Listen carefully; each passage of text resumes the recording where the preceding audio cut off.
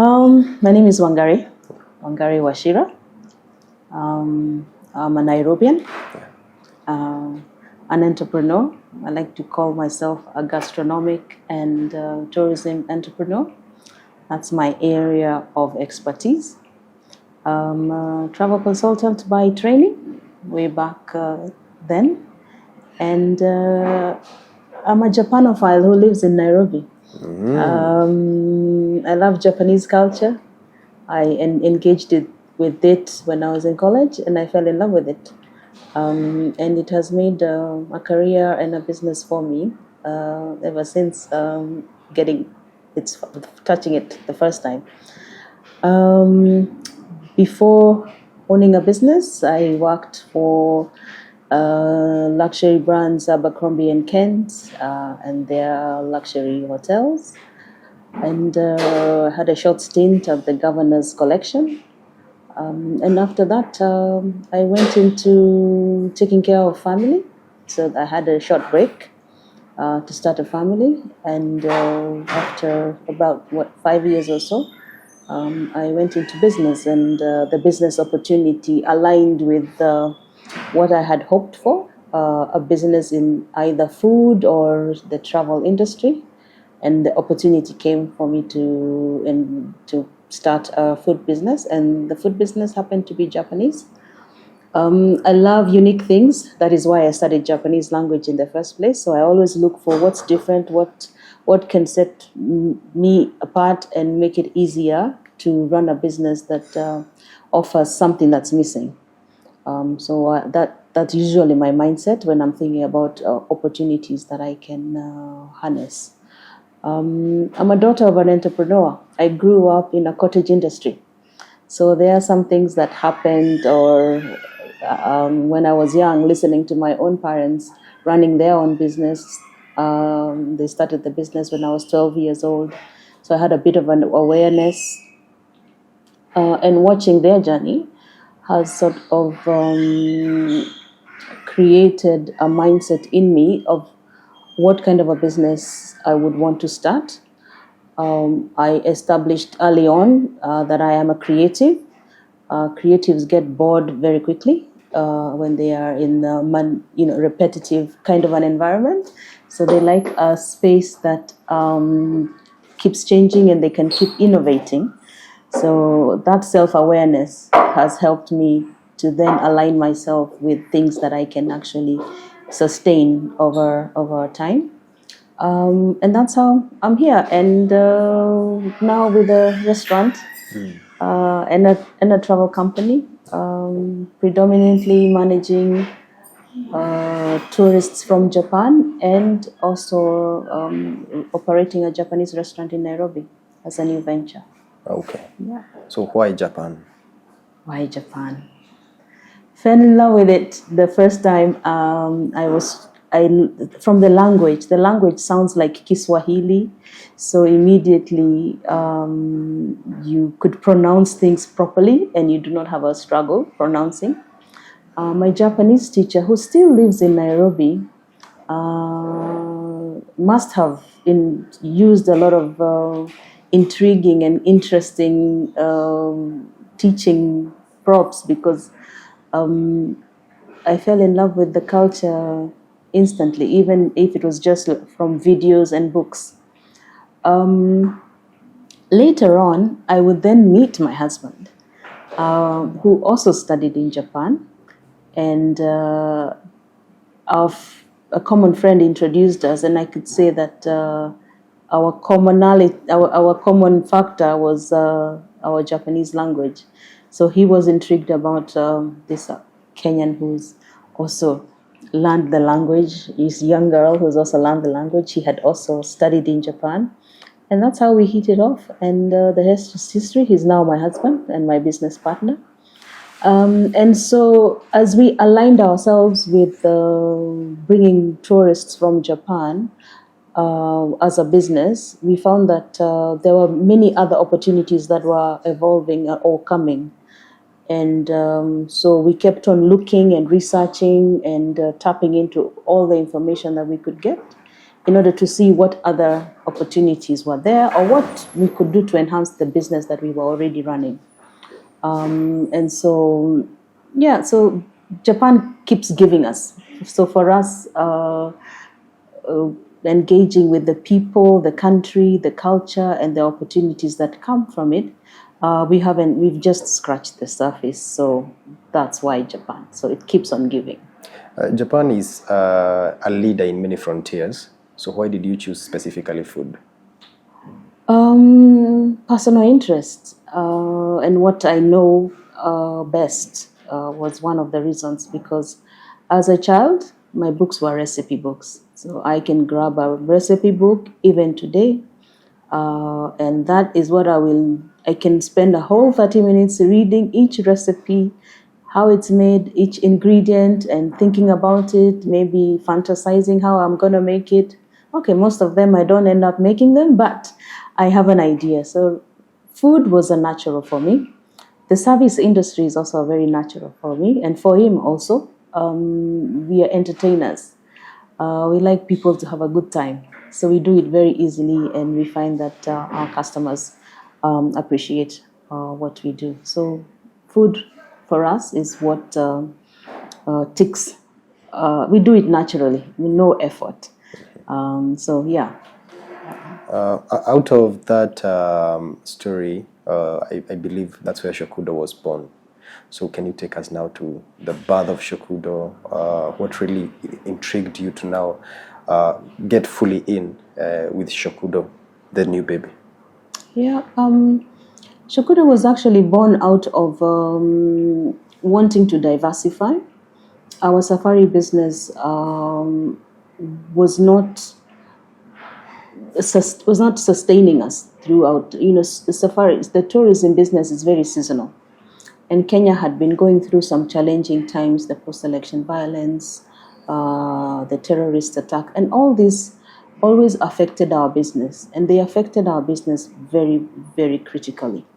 And so we kept on having this desire that we need a business that doesn't require people to come into Kenya for us to get the business. We needed a business that even the people who are here locally and here living every day could still be our customers. And so we were in a search for what would be that business that would be unique, that we could do, that we could afford to do at the time. And so in that search, the hunger was there for almost 5 years. So we kept on thinking and cracking. And one time we opted to go for an expo. We decided, let's go to Japan. Let's find out why our tourism numbers were not increasing. Maybe the Japanese have changed the way they travel, or maybe our destination is not attractive enough. So let's go and find out, and then come and organize ourselves based on what we find out. So in 2016, we went for a travel expo. And at the expo, we went for 3 side meetings. We wanted to get 3 things out of those 3 side meetings. First, how Japanese were traveling out of Japan, Japanese tourists to the world. How they were making decisions, the customer journey. The second meeting was we had an idea that, maybe we could take Kenyans to Japan, but we didn't think that there was a market for that anyway. But we said, let's put that in the back burner. Once it happens, it will happen. Let's go and find out what's in Japan that would interest Kenyans. And then there was one meeting that was quite unique. It was a gastronomic tourism. So we asked ourselves, what's gastronomic tourism? First of all, it sounded something that interesting, that was doable. Because the word gastronomy and then tourism. So we attended that meeting also. And that's where we learned about creating that. For example, Japan, when tourists from around the world are going to Japan, they are looking, they have a list of food that they are going to try every single day. And so the food culture in Japan is like high stimulation. I don't even think you would, So, and we saw that for ourselves in 2016, and we were like, okay, so maybe when we put together everything that we learned from that meeting, Shokudo was born. That is where we realized that we can come and set up a little Japanese restaurant, an authentic one, and give it a shot and see whether diversifying the product would help or would change our fortunes. And it did. As soon as we started the restaurant, we were not even in socials, but somehow, and we are at the back of, in a hidden, we are a hidden gem, not nice for business, but people still found us because one, the data that we got at the expo was on point. People were interested in Japanese food. Nairobi was ready. Nairobi is a cosmopolitan city, so the rest is history. Now we have 2 branches, probably going to the 3rd. And now, this year, we are going to start taking our first Kenyan tourists to Japan. So that's the journey of how we are and where we are today. So how long after the expo did you actualize now the setting up of Shokudo? So it was about 4. It took us about 4 years. But from the expo, when we left Nairobi, we had been toying with the idea of having a restaurant. But when you spoke to Nairobians or people who are in the business, you would hear prices of how much would it cost to set up a restaurant, and you would hear huge prices, 50 million, and we would look at each other and would say, okay, that's not for us. But when we went to Japan and we saw little small restaurants with about 10 seats, some with 6 seats, and they were operating, and we were like, okay, we can also have a small restaurant and see what we see, and give it a try. So we had the confidence of Tokyo. So the goodness of going to a modern city like Tokyo, we came back with the confidence of, like, it's in Tokyo, so we can hack it in Nairobi because they've done it in Tokyo. That confidence is what helped us to come, make the restaurant very Japanese, simple decor, a small size, something that we could manage and run, something that we could be able to operate, because we are not restaurateurs by training. So this was something that we were going to learn on the job. But we were ready for the challenge. We took up the challenge, and we nailed it, because we also spent 2 weeks after the expo. We spent 2 weeks then going around different restaurants in Japan to understand the food culture, the way it's done, the mind behind it, the respect for ingredients, just the Japanese way of how they treat food, and food for nutrition and all that. And we came here and brought all those respects and all those little things, like you would go to Japanese restaurants here and there will be no pickles, or small things that you would find. The sauce would not be authentic, all that. So we refined all that and made it 100% the way it was in Japan. And one of the feedbacks that we got, and you get today, even when you speak to the Japanese who live in Nairobi, so they will tell you that the tastes at Shokudo is like Japan. And so when we got that feedback, then we were happy that we had done what we had set ourselves to do. Actually, that brings me to the other question of how the reception was during inception. It was amazing. One of the things that we really wanted was for Kenyans to engage with the food, because a lot of the food that was known was sushi. So a lot of people knew about sushi and maybe 1 or 2 items, but they didn't know about the depth of the other food that's cooked at home and enjoyed at home. And that's what we really wanted to share. So when we opened our doors, our first customers were Kenyan. And so it was very nice that, the first customers were Kenyan. They enjoyed. I still have their what they ate that day. I kept it and saved it. And then slowly, somehow word of mouth. Because that time in 2019, Instagram and all these other systems were just sort of beginning. So there was just a few people who were doing it and all that. So you just had Google. You put yourself up on Google, and then you hope people will find you. There was not a lot of people. There was not yet the Uber Eats, the delivery apps and all that. So you sort of opened, put yourself on Google, and then put your word out that you're here through the normal channels of people, mailing people. And slowly, people started to come in. The response was very good. In that 1 year of 2019, I can say it was a really positive response, because in 2019 then we went to Japan again for another expo, and now in this expo we were targeting food, because now we had an idea of what was needed, what was wanted, what looked like it was the future. So in 2019 we went on a food expo, exclusively food expo.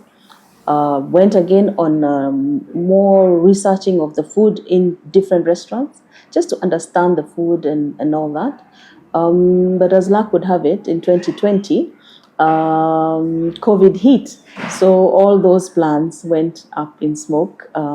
But the data that we had gotten in 2016 was what was going to help us, that we had diversified into a business that locals could use. So as soon as the high restrictions were released, were put off, people started going to restaurants, and so people started coming back to the restaurants. A big percentage of our customers had left because they left to go to their different countries, but then we were left with the locals. And as soon as people wanted to get out, have a meal outside, people started to trickle in. At that time, our Uber apps and our global we picked up, and we used to do a lot of deliveries. So that helped us survive. And then I think come October, November, I think the restaurants were back in full operations, and the rest is history. And within the time when COVID-19 was happening, in the year 2021, we opened our second branch. And our second branch was really opened out of trying to survive. We had trained our chefs and our team, and we did not want to lose them. So we thought, and then there was all these conversations about cloud kitchens, dark kitchens. So, went on the internet, read what was a cloud kitchen, a dark kitchen, and all that. And we set up one in Gigiri. We had no research or information of what existed in Gigiri. But we had some customers who were on that end. And so we thought, why don't we set up a dark kitchen in Gigiri and see what we see. And we were surprised that there were customers who engaged, who ordered online. We got the orders. And then we decided to set up a brick and mortar also in Gigiri. And Gigiri Courtyard is one of the vibrant restaurant spaces in that end of town. So yeah. How did you handle the initial panic during the COVID-19? Once it was announced business have to close and all that, what was your initial response as an entrepreneur? I think like everybody, we thought this is something that's going to go away in a month. So there was no initial panic. I think the panic set in like in June, when now the bills started coming in, because there were those bills that were standing bills, the salaries and all that. But fortunately, the banks were also very supportive. Our bank particularly came and supported us to, with the operational costs, and that really helped us. Our landlord also was very accommodative. We were able to. Sometimes we were not able to pay the rent, but then we were able to pay it later in bits and bobs, and we were able to clear that. So there was a lot of support that people had to harness from their relationships with the people who they do business with. So that helped. And we didn't have a very big team, so somehow through the grace we survived. And by October, I think that was about 5 months, things started looking up. And so we could have discussions of how are we going to get back. So I think the threat of the pandemic came in small bits. You kept on realizing, oh my God, this is going to take longer than we expected. But we were able to shore that also. How was the transitioning now? now that you have found a new frontier with the apps and all that, how was the transitioning? Because you're used to brick and mortar, selling to a physical customer. How did even your team take it now that you're dashing orders online? It was survival mode. So for everybody, it was survival mode. We had to do what we had to do. And it also helped keep us alive, because then Uber, the apps would market themselves. As they market themselves, they would market their highest performers. And Shokudo happened to be one of a high performer on the app. So automatically, their algorithms would push us up and customers would see us. And then after that, then customers, after they were able to get out, customers then would come and look for us wherever we were when they want to eat in a restaurant. But most of them in this area particularly, people like to order out. Yeah. How did going to Japan change the way you're thinking? Because there's some point about COVID. Many people would say as fate would have it, but I've heard you clearly say as luck would have it. It's a very huge distinction. Does it mean also once you start interacting with Japanese, there is some sort of assimilation in the way they do things? Well, if you think about the big tragedies that the Japanese have had over in their history, and how they come out very strong, it's part of their culture. That they don't give up. They take their chin up. They come together, go through that devastation, but they have this never giving up. I mean, you have the history of where they are never taken as prisoners. They take it to the wire. So you when you interact with them, you sort of also see how when you're running a business, and you can think that Japan is built by very many businesses, very successful international businesses. You really have to push yourself to the very end, and give it your best shot. Mm-hmm. Yeah. So now, did now opening up Shokudo, because Shokudo was born as a result of you going out to research on how you can add up on your travel agency. Now, did Shokudo do the 360 on the travel agency? You could almost say so, because with COVID-19, our travel business was completely devastated, because even Japan delayed their reopening. And so now we are actually almost having to rebuild our business. And we spend actually more time now in the restaurant business. So it's our original baby. So we want to rebuild it. It helped to build Shokudo, but we want to resuscitate it and now look at from the data that we got in 2016, we learned that our business only had 10 years to survive. So by 2026, we needed to have restructured or reorganized our business. And as fate would have it, COVID-19 happened and reduced the 10 years to 4 years. And so that was completely changed. We are now looking at outbound as the business that we are going to start with as we go back to Japan to bring the Japanese traveling. The Japanese at the moment, because of their weak yen, are not traveling very much. They are staying at home. So it's something that we need to work out for them to come for this long haul. But we have the data from 2016 of what we need to do. We have a plan.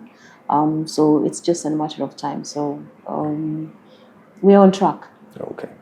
I've noticed you're very big on expos. Any specific reasons why? And not necessarily the other kind of travels and all that. You're big on business-related expos and all that. Because of the expos that I have gone to have given back. It was an investment, and the return on investment was real and tangible. And here we are with 2 restaurants and going strong. And so I learned that you can go and tap in to the knowledge of the experts there. Now, when you go to Japan, because of their way of doing things, the data that we got at the expo, when we left there, we knew it was bankable. So we were confident that if we do what had been said, or if we align with the data that had been shared at the expo, then there were chances that it was going to actually pan out as expected. And it did pan out as expected, because now, in hindsight, 9 years later, we've been able to walk the journey of divesting in our travel company, because we found out that it only had 10 years, and restructuring it. So we put that aside. Investing in the restaurant, because we learned that that was a good avenue to have a new business. And now the last phase is now Kenyans are now ready to explore and travel to Japan. And because there's so many similarities between Kenya and Japan, we feel that exposing Kenyan entrepreneurs and entrepreneurs to be, or even the young entrepreneurs to Japan, to follow, for example, what we followed, and got the results that we got, then why not? That would be a good stroke. Right now, we're looking at creating wealth and creating jobs in the areas that are very similar to Japan: manufacturing, agriculture, tourism, and why not benchmark with one of the best? And then Japan is relatable. Yet it's a very developed country, but you also, if you're a farmer, you can be able, a farmer in Kenya, you can be able to very easily relate with a farmer in Japan, because they have smaller farms, they have smaller tractors. Their operations are as small as a Kenyan can be able to put it together. They also have the small manufacturing, the small and medium scale manufacturing of different things like pickles, different foods and all that. So that is something that when you see what they do, then you can be able to come here and say, this is within our scope. We can start here, and then we can grow bigger and bigger and bigger. And then they have the very big industries. So you can also benchmark yourself with that. If you're at that stage, you can see the Japanese way of Kaizen, of no waste and all that, the way they operate. And those things, when you inculcate them in your daily life, your business life, your personal life, we have found that they have made huge differences for ourselves. And that's what we want to share. We don't want to gatekeep. So now, when you were going to Japan, there was this idea of entrepreneurship being this huge complicated thing, but after seeing how simply, for lack of a better word, how simple they are doing it, what impact did that have on your mind? When you see something being done, you're able to relate it to yourself. So you can see, this is too big for me, or this is small, or I can do this, or I can not do this. So when you actually put your boots on that ground, then you're able to see, wow, this is in Tokyo. First of all, you go there with a huge imagination of something, whatever is in your mind, and then you go and see, I can relate with this. And so you're able to come back and have a plan and then execute. The execution is usually the most difficult, because you can build very big I can't reasons of I don't have this, I don't have this, I don't have the other. But if you expose yourself to like an expo or a different culture, or people who are actually doing the thing that you might want to do, then you find that then it becomes easier and manageable in small sizes that you yourself can manage. And when you position yourself, then you take it from there. I've seen you're pretty big on customer service. Would you say it's something that you got from the Japanese way of doing things as well? Because in this interaction, there is a lot that you've picked up directly and implemented, and it has worked out well. So would you render that also to the way Japanese do their business also? Yeah, customer is king in Japan. Customer service is actually, I think, one of the countries in the world where your customer service is very key to delivering the customer experience. So you feel it everywhere you go. Everybody is keen to make sure that you get what you wanted to buy, or if you're not sure, then you get all the information that you need and all the help. If you go into a store, you get a lot of help. If you go into a restaurant, the same. So, the customer service, I'm forgetting the Japanese word for it, but there's a special word actually that depicts the customer experience and how the Japanese mind is, that they want to go beyond your expectation all the time. It's so with that in mind, and being customer being in the service industry, it's always nice when you see the customer smile, and the customer appreciate what you did. So one of the things that we do is that from the beginning, from our sourcing, from our training of our staff, that respect is something that we inculcate in our staff, so that whenever a customer comes in, then they are taken care of. They are received with a smile. They have a welcome. Every time you enter a restaurant or a shop in Japan, there's the welcome. There's a irashaimase, which means welcome to our shop. And there will be a lot of thank yous, arigatou gozaimasu, at the end when you're exiting the shop or the store. Many stores open with somebody standing on the other side of the door and bowing to the customers who are coming in. So, customer service is at that level where we appreciate our customers and what they do when they choose us. And so when they come into our space, we have only one obligation, and to make sure that their experience is first class. So now there is the Osaka 2025 Expo. Where does Shokudo stand as far as the Expo is concerned? So way back then, when we started to see the expo being advertised in our travels in Japan, we manifested that we would want to attend that expo, because it is an expo whose theme is designing future societies for us. So it will be an expo where there will be predictions of how the world will be and the different kind of things that we will be interacting with in the next couple of years, or up towards the year 2050 and beyond. And so that sounded like an intriguing expo to attend. First of all, to be able to plug in into international trends. We realized that one of the things that you always want to be at the point when a trend is beginning, not when it's ending. Sure. And so at that expo, there will be trends that you can pick up, and you can then plan the next 10 years of your business, or the next 10 years of what you want to venture into. Sometimes you want a new canvas, to try something different. You want to retire something that you've been doing, and then there are different seasons of life. So as you're also growing older, you want to retire maybe the businesses that require you to be very actively involved, to more less involved.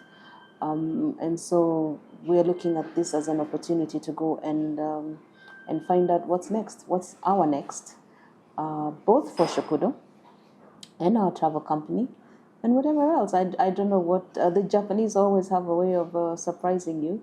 This expo will also have other countries, so if it will be one ticket that can take you to so many countries to see what they are planning for in the future. So I think it will be a great investment to find out what's coming. Especially in tech, in agriculture, there's in health. The expo touches so many different industries. So I want to go and see, and love Japan. So I always love to go on a holiday there. So it will be good to also take a break and enjoy some of the features and sceneries and the food in Japan. How easy is it for actually people to go there? Or hard? How easy or hard? Yeah. Well, a lot of people. Well, when I speak to a lot of people haven't been to Japan. When I speak to a lot of people, people have been to Dubai and the UK and US. They've touched Thailand, Malaysia. A lot of people have been to China. But there's not so many people who've been to Japan. There's always been the language barrier. There's not always been a lot of information about Japan. There's been very few people who come back with that feedback. It's not difficult. I mean, we are served by 4 airlines that take you to Japan. You can land in Osaka or Tokyo.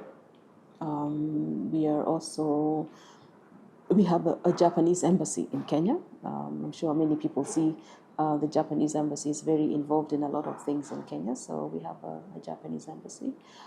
Getting a visa is not difficult in the sense that once you meet their requirements, they charge you for the visa after they give you the visa, so not ahead of confirmation. So you're not going to lose anything. So if you don't qualify, you don't lose. And that's part of the Japanese way. That's an element of the Japanese way. So you have to. It's an organized country. It's a country that obeys rules. It's a country that says a rule is a rule. It's there for a reason. I mean, there's a Japanese terminology, ruru wa ruru. It's a bit of Japanglish, but ruru wa ruru means that a rule is there to be followed. So you have to follow their rules.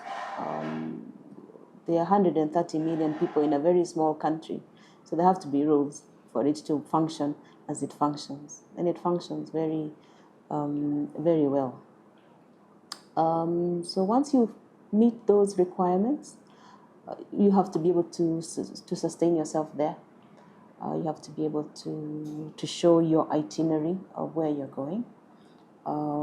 Once you interact with the Japanese, you don't lie. They will get you. Just if you're going to be in Tokyo, just say you're going to be in Tokyo and be in Tokyo.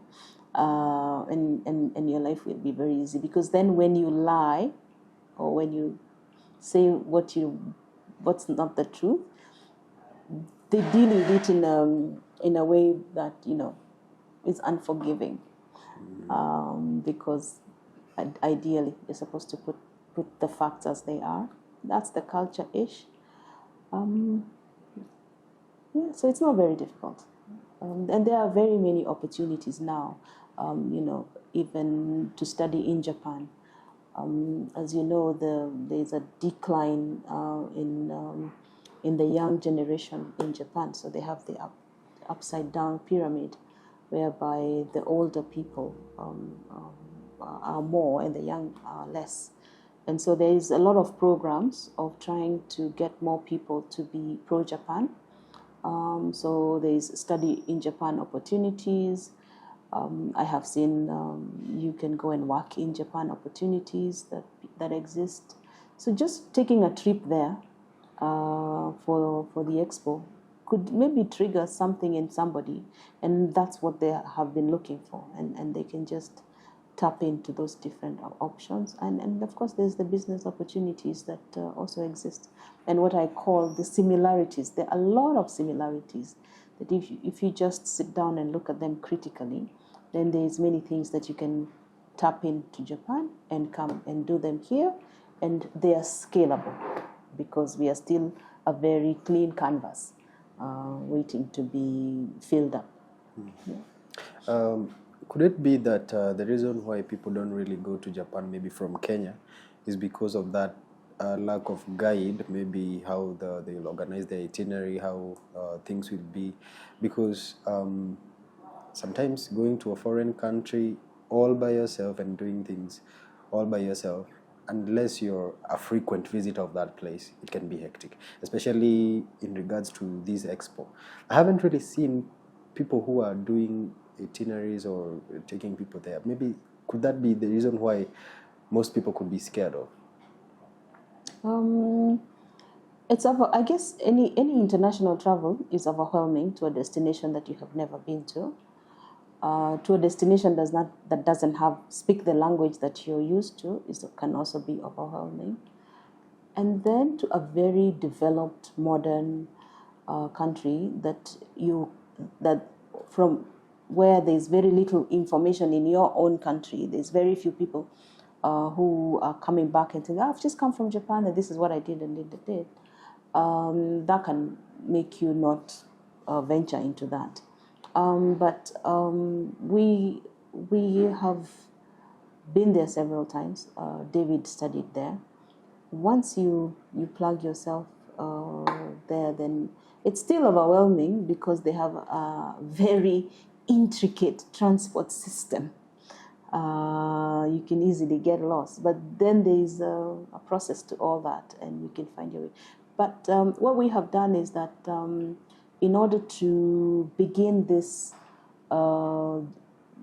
expedition, or to start taking more and more Kenyans to see this, we have partnered with one of Japan's top destination management companies, JTB. JTB has many years of experience in Japan and even outside of Japan. And we've partnered with them so that we can tap into their expertise and into their network. Because I anticipate that a lot of people who might be interested, or the people that I hope will be interested, are entrepreneurs or people who are looking for the next thing. What am I going to do? Or you're seated there and wondering, what are the opportunities? And I hope that people will take that up. And with their network, we can be able to tap into small-scale industries in your niche market. The Expo itself, they are one of the partners of the Expo. So you having such an influential partner can make the journey much easier and comfortable and seamless. And then after that, we take it from there. Mm-hmm. So we've ensured that we've contracted somebody who has big enough muscle in Japan to handle first-time visitors to Japan or second-time visitors. Mm. So does it mean you'll be available to assist within the whole span of the Expo, or have you selected specific slots where you can take entrepreneurs to Japan? So when we were thinking about this, we thought, okay, so what's the best time to go? What can we max out the most? So we've created a specific tour that is in September. We chose September for various reasons. The weather in September is cool. You can be able to walk around in an expo and still be comfortable. Giving people enough time to plan.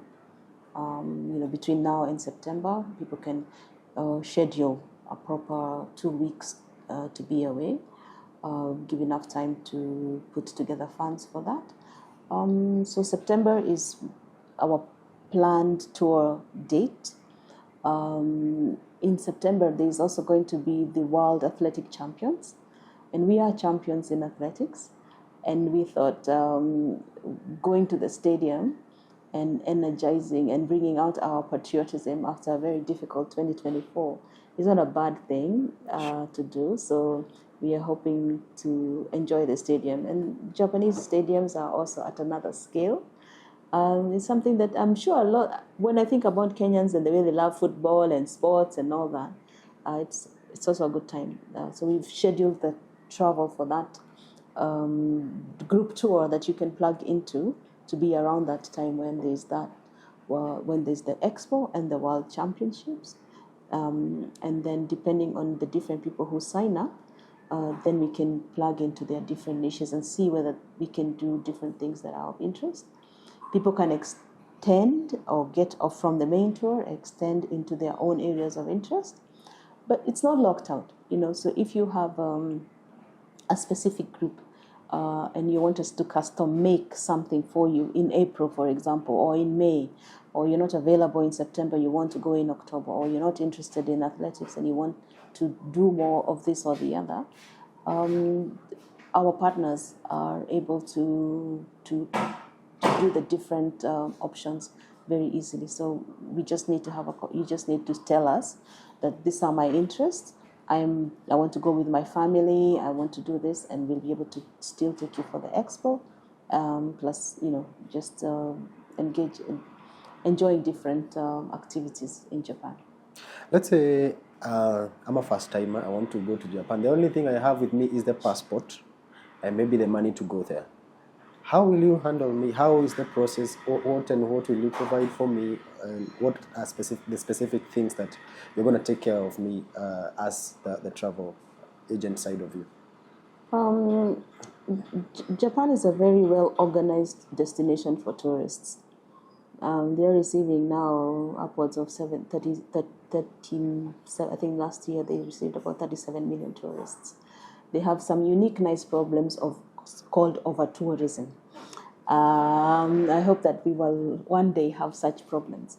But given that transportation is very high tech, movement is very high tech, that's usually would be taken care of. The accommodation is something that would be taken care of. Some meals would be taken care of, because you also want some flexibility to go out and wander out and eat whatever you want to eat, not necessarily be in the group. So you want to have, sometimes when you're with a group and sometimes when you're enjoying your own solo exploration. So we've put in elements whereby there's the group activities and solo activities. And so when in choosing, for example, the hotels that we have chosen hotels that are in places whereby the customers can easily wander around and still get their way. Japan is very safe, so you can wander around at 2 a.m., go to a 7-Eleven and get your rice bowl or your ice cream, go back to your room and have a good night. But so we're going to take care. Customers can choose their own flight preference. From Nairobi to Tokyo or Nairobi to Osaka. Some people prefer Qatar, others prefer Emirates. So all that we are going to leave to the customer to be able to choose. And we just put together, on arrival to Japan, we'll take care of you from your arrival to your exit. And we'll put in elements of different things.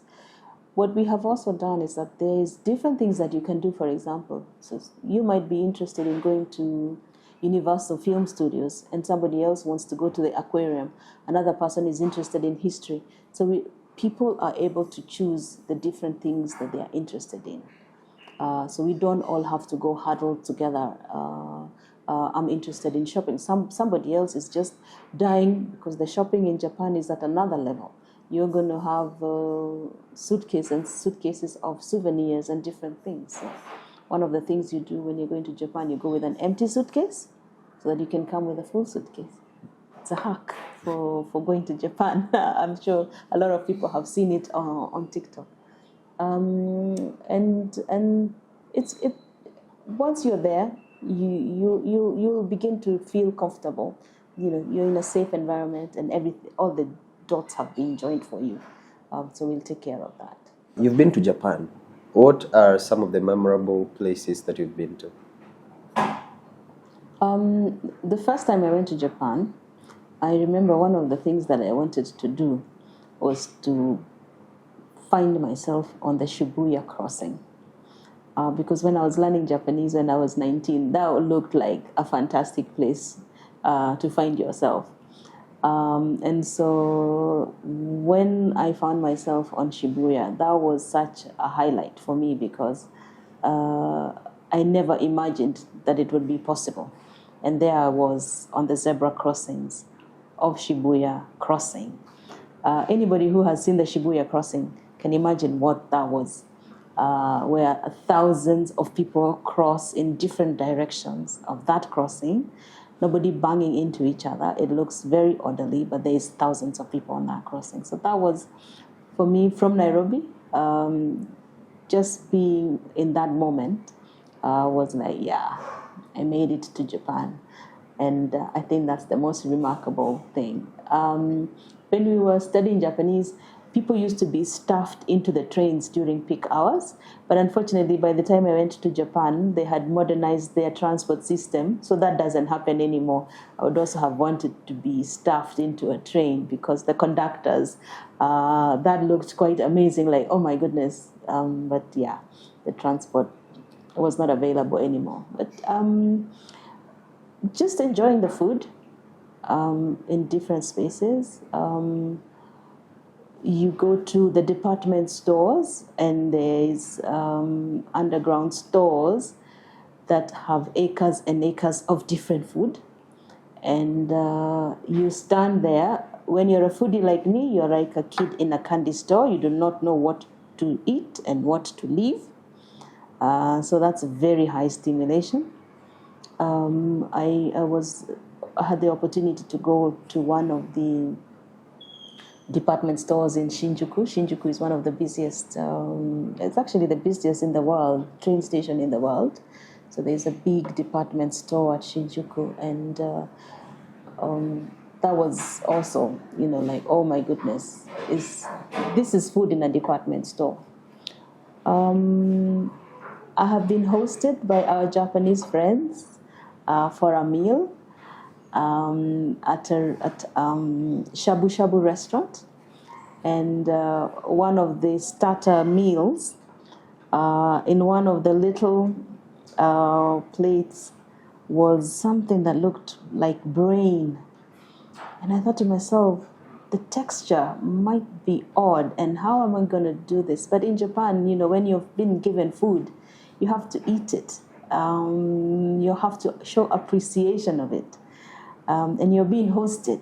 So there's so much pressure. And so I looked at the food. The host was looking directly into my eyes. And I looked at it again, and I was like, oh, God, he has got his eyes on me. I have to eat it. And then I put it in my mouth and almost gagged, and I had to swallow it. But I had to be impolite because I was not going to take another bite of that. So I did. And then I asked, so what is this? And he did not say a word. And so when I went to Google what that was, and to my shock, was milk, fish semen. And so I'm glad he didn't say at the table because it would have probably ruined the meal, or probably not. But that's one of the strangest things that I've eaten unknowingly. But it was an experience to see how the Japanese eat all sorts of different things, and how they're able to harness them from all the products that they have. Another highlight is going on one of the roller coasters. There's a theme park called that overlooks the Mount Fuji. That's called Fuji Q Highland, and it's a world class. It has several of the best in the world. I think about 4 of them. I think the fastest, the longest roller coaster in the world. I think one that has the highest drop in the world. I think there's the one that has the fastest speed. So you can really go and get your adrenaline high if you're an adrenaline junkie.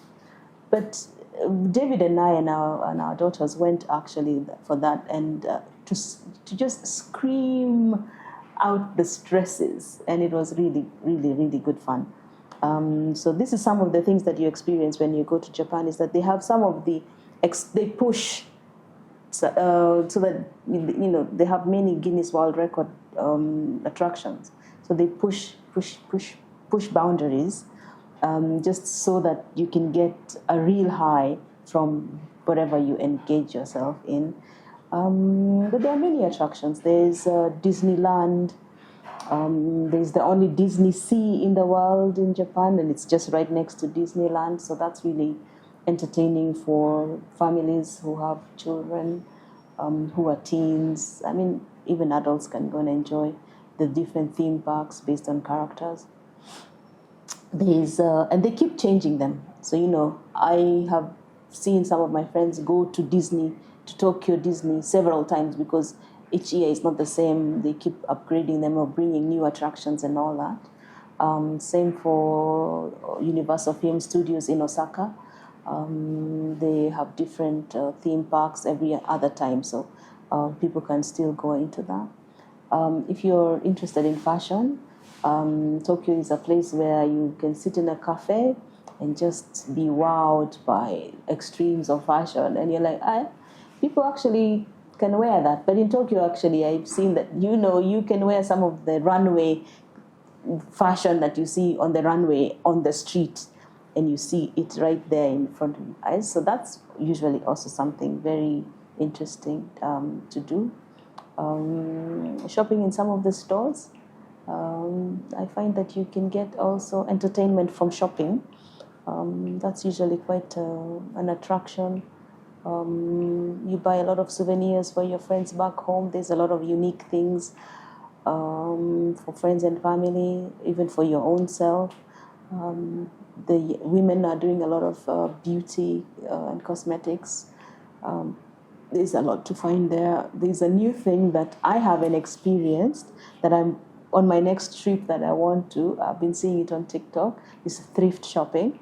I did a little bit of just visiting a store, but I never really explored it. But so there's a lot of thrift shopping for unique vintage pieces. The Japanese take care of things so well that if you're going to be a second user of something, if we've seen it with their cars, so if you're going to be a second user of a piece that has some history, if you're interested, it can be fashion piece or whatever. I think you'd really find treasures there. So there's lots of things to do. There's anime and manga for the art enthusiasts. We have our own matatu culture here that uses something similar to the anime characters.